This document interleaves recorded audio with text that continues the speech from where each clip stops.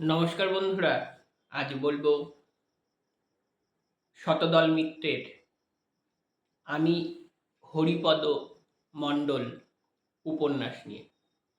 উপন্যাসটি রয়েছে মাটির দুর্গ নামক একটি উপন্যাসের সংকলনে, যা প্রকাশিত হয়েছে পারস্পরিক থেকে। আমি হরিপদ মণ্ডল আত্মজৈবনিক উপন্যাস। অবশ্যই লেখকের নয়, তা হরিপদ মণ্ডলের।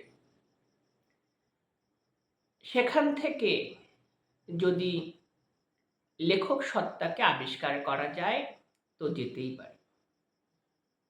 অর্থাৎ আমরা যারা শতদল মিত্রকে চিনি, তার লেখালেখির সঙ্গে পরিচয়কে জানি, তার সাহিত্য জীবন, ব্যক্তি জীবন, সাহিত্য সাধনা, নির্জনতা, নিসর্গ প্রীতি, সাহিত্যের লাইনবাজি থেকে দূরে থাকা, বাজার থেকে দূরে থাকা, পাঠক ধরার প্রক্রিয়া থেকে দূরে থাকা, অর্থাৎ তার যে নিমগ্ন সাধনা, নির্জন সাধনা, তার সঙ্গে কেউ যদি হরিপদ মণ্ডলের মিল পান তো পেতেই পারেন, সেখানে সংশয়ের কিছু নেই। আত্মজীবনী তো শুধু আত্মার জীবনী নয়, সেই সঙ্গে সময়েরও জীবনী, ব্যক্তির যে যাপন ক্রিয়া, যার সঙ্গে একটা বৃহত্তর সময় জড়িত, সেই সময়ের ভালো মন্দ মিলিয়ে যে জীবন, তার জীবন। তেমনি আত্মজীবনী এক অর্থে ইতিহাসের অংশ। আত্মজীবনী থেকে ইতিহাসের অনেক উপাদান, পাঠ আবিষ্কার করা সম্ভব। তেমনি আজকের যে ইতিহাস চর্চা, তা তো নিরপেক্ষ নয়, বহু ক্ষেত্রেই তা দৃষ্টিভঙ্গি নির্ভর। ফলস্বরূপ আত্মজীবনীর একটা গুরুত্ব থেকেই যায়। আবার বাঙালি জীবনে আত্মজীবনী বলতে বুঝি সেই সফল, বিত্তবান, জনপ্রিয়, মেধাবী, খ্যাতিমান ব্যক্তির জীবনী, এবং সেই জীবনীতে ব্যক্তি, সেই খ্যাতিমান, বিত্তবান, সেই সফল ব্যক্তি নিজের আত্মজীবনী লিখতে গিয়ে, নিজেকে গৌরবান্বিত করতে গিয়ে ঢের বেশি মিথ্যে কথা বলেন। এবং আত্মজীবনী, বাঙালির আত্মজীবনী বহু ক্ষেত্রেই ফুলিয়ে ফাঁপিয়ে বলা। যে ট্যাবুটাকে ভেঙে দিয়েছিলেন মলয় রায়চৌধুরী, তার যে আত্মজীবনী ছোট লোকের ছোটবেলা, ছোট লোকের যুববেলা, সেখানে সময়, সময়ের অন্ধকার, ব্যক্তির ক্লেদ, যৌনতাকে নিয়ে তিনি বাঙালির আত্মজীবনের ফর্মকেই ভেঙে দিয়েছিলেন। এটি হরিপদ মণ্ডলের আত্মজীবনী। আসলে আত্মজীবনীর আড়াল দিয়ে এটি উপন্যাসের একটি নব্য ফর্ম, যে ফর্মের আবিষ্কারক শতদল মিত্র। সাধারণ মানুষের কি কোনো আত্মজীবনী হতে পারে? রবীন্দ্রনাথ ঠাকুরের সেই বাসি কবিতার নায়ক হরিপদ কেরানি, ঘরেতে এলো না সে তো মনে তার নিত্য আসা যাওয়া, সেই হরিপদ থেকে শতদলের হরিপদ আলাদা,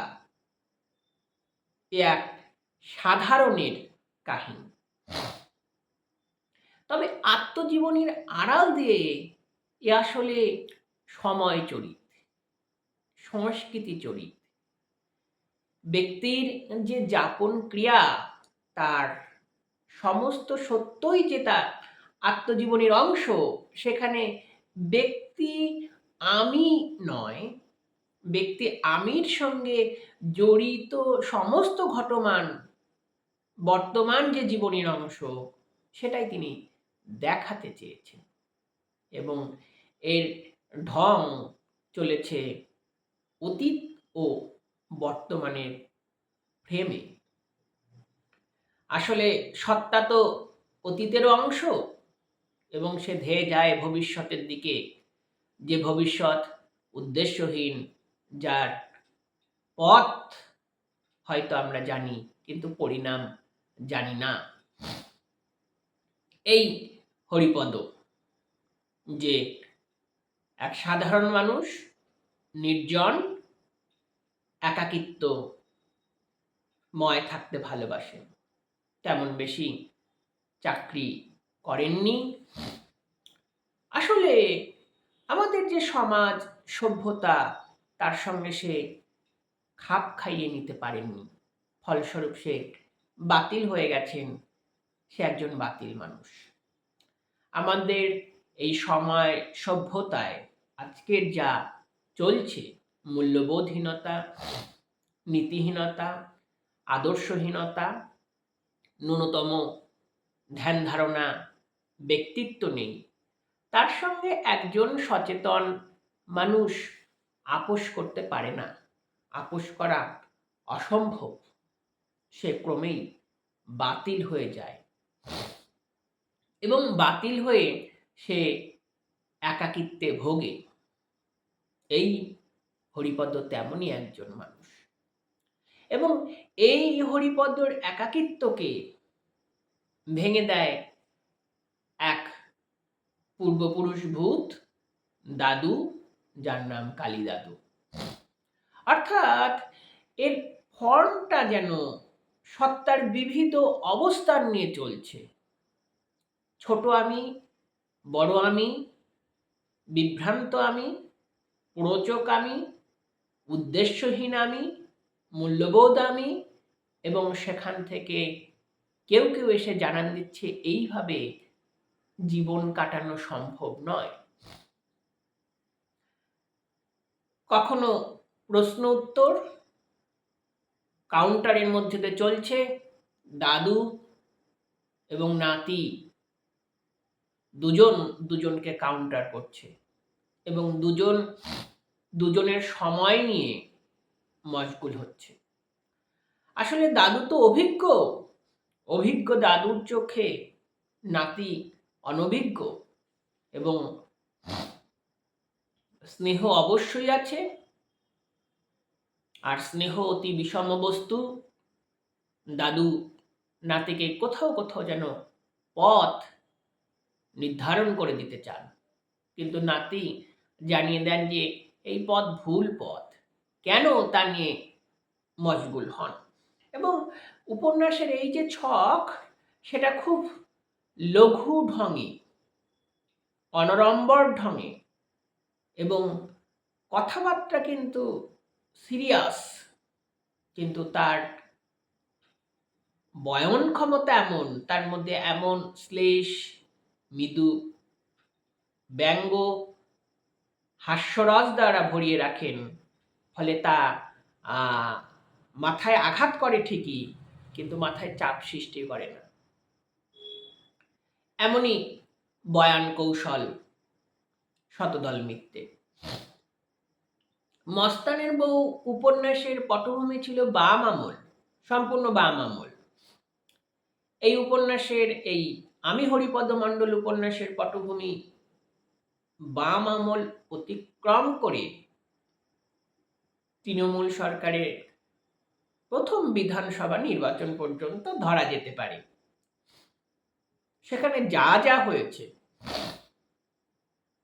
মধ্যবিত্তের ভণ্ডামি, রাজনীতি, সন্ত্রাস, বিজ্ঞাপন, মিডিয়া, চিটফান্ড, কবি লেখকদের জীবনচরিত, তাদের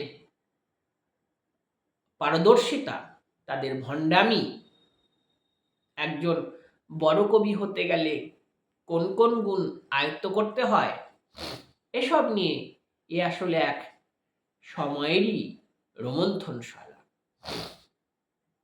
আসলে একজন সচেতন মানুষ, একজন নীতিবান মানুষ আজকের যে এই সময়, সেই সময়কে কোনোভাবেই গ্রহণ করতে পারে না। আর যেখানে প্রত্যাখ্যানের পাঠই একমাত্র সত্য, সেখানে তো মানুষ বাতিল হয়ে যাবেনই। তেমনই একজন বাতিল মানুষ হরিপদ কেরানি। একাকিত্ব থেকে তার মাথায় নানা চাপ সৃষ্টি হয় এবং সেই চাপের কাছে সময়, সমাজ, পরিবেশের নানা কথা, রহস্য তার মাথায় উকি দেয়। সে হয়তো টিভি দেখতে যাচ্ছে, একাধারে বিজ্ঞাপন, যৌনতার বিজ্ঞাপন, সংবাদপত্র পড়তে যাচ্ছে, সেখানে চিটফান্ড রহস্য, মানুষের নাজেহাল অবস্থা, মিডিয়ার মিথ্যেবাদিতা, কখনো সরকারের কাছ থেকে টাকা নিয়ে সত্য খবর চাপা দেওয়া, কখনো চিটফান্ডের টাকায় সরকার চলছে, মিডিয়া চলছে, মন্ত্রী মহাশয় চলছেন, মুখ্যমন্ত্রীর অনবরত বাতেলাবাজি, সাধারণ মানুষের ক্রন্দন, এসবের মধ্যে একজন ক্রোধী প্রতিবাদী মানুষ কিভাবে জীবন কাটাবেন? হরিপদ প্রশ্ন করেন, কখনো দাদু উত্তর দেন, কখনো নিজেই উত্তর খোঁজেন। এসবের মধ্যে দিয়ে উপন্যাসে একটা জ্ঞানতাত্ত্বিক পরিসর গড়ে ওঠে। আমাদের যে মধ্যযুগের সাহিত্য, সেখানে গল্প কাহিনী ছিল, জীবন রস ছিল, তার পাশাপাশি কিন্তু জ্ঞানতত্ত্বের একটা পরিসরও ছিল।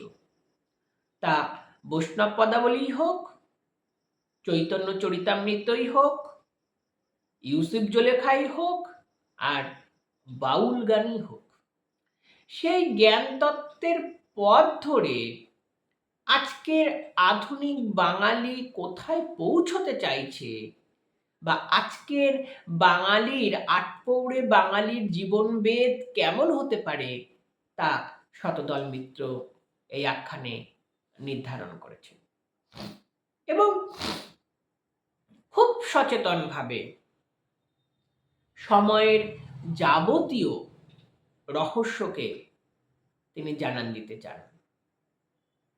বলা ভালো, সময়ের অন্ধকারকে, সময়ের যাবতীয় অন্ধকারকে তিনি পর্বে পর্বে ট্রিটমেন্ট করে চলেন।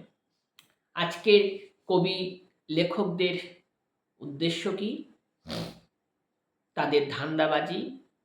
একজন কবি, বড় কবি হয়ে উঠতে গেলে কি কি গুণ থাকা দরকার, কিভাবে বাজার, মিডিয়া, সরকারকে পক্ষে নিয়ে বড় কবি হয়ে ওঠা যায়, সেসব তিনি দেখাচ্ছেন। হরিপদ কবিতা লেখে, কিন্তু তার সাধনা নির্জনে, নিমগ্নভাবে, এবং তার কবিতা যে পাঠক পাবে না, বাজার পাবে না, প্রকাশক পাবে না, তা সে জানে। তার এই কবিতা চর্চাকে দাদু ব্যঙ্গ করে এবং একজন কবি হিসাবে সফল হবার পথগুলি দেখিয়ে দেয়। কিন্তু মূল্যবোধ সম্পন্ন, নৈতিক সম্পন্ন হরিপদ তো জানে সে পথ ভুল। আর আজকের ভোগবাদ, পুঁজিবাদ সেই সুস্থ বোধ সম্পন্ন মানুষকে তো বিকৃত করে দেয়। আজকের এই 21 শতকের ভোগবাদী, পুঁজিবাদী যুগে সবচেয়ে বেশি বিপদ হয়েছে মধ্যবিত্ত মানুষের। সে তার ঐতিহ্য এবং সত্তাকে বিসর্জন দিতে পারছে না। অতীতের সংস্কৃতি, অতীতের চলমানতা এবং সত্তার সঙ্গে যে পারিবারিক গৌরব, বংশের ঐতিহ্য, জীবন চেতনা জড়িয়ে আছে তা বিসর্জন দিতে পারছে না এবং ভোগবাদ, পুঁজিবাদের জীবনকে পুরোপুরি গ্রহণও করতে পারছে না। ফলে সে নিজেই বাতিল হয়ে যাচ্ছে। হরিপদর অবস্থা তেমনই। এবং এই হরিপদ নানা দৃষ্টিকোণ থেকে, নানা পটভূমি থেকে জানান দিচ্ছে এবং এই আখ্যান কিন্তু চলছে একেবারে বৃত্তীয়ভাবে। এর পরিসর অনেকটাই বৈঠকি রীতিতে এবং একটা কেন্দ্রের মধ্যে নায়ক নিঃসঙ্গ হরিপদ, সে খায়, ঘুমায়, আলসেমিতে ভোগে, টিভি দেখে, পেপার পড়ে, কখনো বাজার থেকে খাবার কিনে আনতে যায় এবং তার মস্তিষ্কে চাপ সৃষ্টি করে এবং মস্তিষ্কের চিন্তা ভাবনাকে প্রভাবিত করে অতীতের ভূতরূপী দাদু। আসলে ভূতই তো ভবিষ্যৎ, ভূতই তো ইতিহাস, আর ইতিহাসই তো আত্মজীবনী। এই ফ্রেমে শতদল মিত্র আমাদের ভাবিয়েছেন এবং বাংলা উপন্যাসের এক নতুন পথকে খনন করে দিয়েছেন। এর গদ্যটা খুব জরুরি। কমলাকান্তীয় গোত্রের, কমলাকান্তের মতো হরিপদ নেশাগ্রস্ত নয় বটে, কিন্তু সেই লঘু ব্যঙ্গে, শ্লেষে, বক্রোক্তিতে সে গুরুগম্ভীর কথা বলে। সেই কথা চাবুকের মতো আঘাত করে না ঠিকই, কিন্তু মর্মে একটা ছাপ ফেলে যায়, যার লক্ষ্য পাঠক হিসাবে আমরাও, আমাদের সময়ের সমস্ত মানুষই। এবং হরিপদ দেখাতে চায় এই সমাজ সভ্যতা থেকে কিভাবে সে নিজেকে দূরে রেখেছে এবং আমাদের পথ চলার, জীবনকে দেখার ভুল ভ্রান্তিগুলি কোথায়। সব মিলে একটি দুর্দান্ত উপন্যাস এবং ফর্মের দিক থেকে, ভাষার দিক থেকে এবং উপস্থাপনের দিক থেকে শতদল মিত্র অত্যন্ত গুরুত্বপূর্ণ হয়ে উঠেছেন এই উপন্যাসে। আসলে শতদল মিত্রের সমস্ত উপন্যাসেই তিনি নিজেকে বারবার ভেঙে ফেলেন, নিজেই নিজেকে অতিক্রম করে যান। সে মাটির দুর্গ হোক বা খননডিহি হোক, মস্তানের বউ হোক বা আমি হরিপদ মণ্ডল বা আত্মারামচরিত হোক, সমস্ত ক্ষেত্রে তিনি পরিসর যেমন বদল করেন, ফর্ম বদল করেন। কখনো লোকায়ত জীবনের মধ্যে দিয়ে রাজনীতির বীক্ষণ, কখনো সময়ের রাজনীতিকে তীব্র ব্যঙ্গবাণী শ্লেষে বীক্ষণ, কখনো প্রান্তজনের কণ্ঠস্বরকে সামনে রেখে মধ্যবিত্তের ভণ্ডামিকে বীক্ষণ, কখনো প্রান্তজনের এই বাতিল বর্জিত সাধারণ মানুষের আত্মজীবনীর ফর্মে জীবন চেতনার নতুন বয়ান।